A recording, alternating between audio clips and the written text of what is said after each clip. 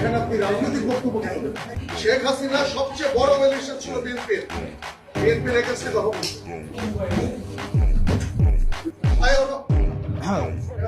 চাঁদাবাজ এর বিরুদ্ধে সবসময় আমাদের কথা বলতে হবে।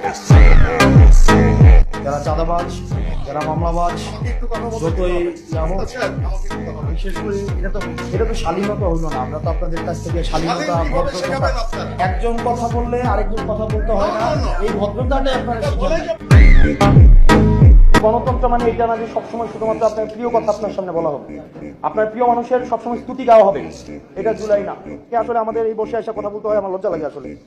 মানে আমাদের বাপদাদারা বলতো না, তোর ঘরে আমি হইছি না, আমার ঘরে তুই হইছিস। আমাকে আপনি প্রশ্ন করবেন, আপনি যতক্ষণ পর্যন্ত প্রশ্ন অব্যাহত থাকবে ততক্ষণ পর্যন্ত আপনি রাইট রেখে থাকবেন। আর যখনই আপনার প্রশ্নের পরিবর্তে শুধুমাত্র স্তুতি গাওয়া হবে, জবাবদিহিতার পরিবর্তে স্বেচ্ছাচারিতা অব্যাহত থাকবে, তখন প্রত্যেকটা মানুষ হাসিনা হবে। হাসিনা তো ব্যক্তি না, হাসিনা একটা আইডিয়া।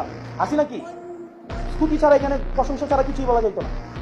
প্রেস কনফারেন্সগুলো কি হইতো, প্রত্যেকটা প্রশ্ন করা হয়তো খুশি করার জন্য, এবং একটা প্রশ্নের বিনিময়ে একটা দেশের অ্যাম্বাসি ডিজি।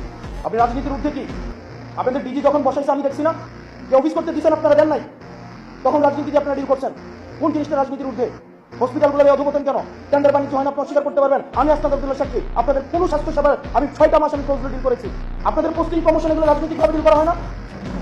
আপনি বলতে পারবেন। এখন যারা ঢাকায় এসে প্রত্যেকটা দল কোনো না কোনো ভাবে হচ্ছে, যারা ভালো পোস্টিংগুলো পাচ্ছে কোনো না কোনো ভাবে হচ্ছে আপনার সম্ভাব্য যারা সরকারপন্থী সরকারে হবে তাদের অ্যালায়েন্স, এটাকে আপনি অস্বীকার করতে পারবেন? কোনোভাবে অস্বীকার করার সুযোগ নাই। আপনি যাই হন না কেন, যেই হন না কেন, আপনারা ভুলে যান না আপনি 5 আগস্ট পরবর্তী সময়ে কথা বলছেন।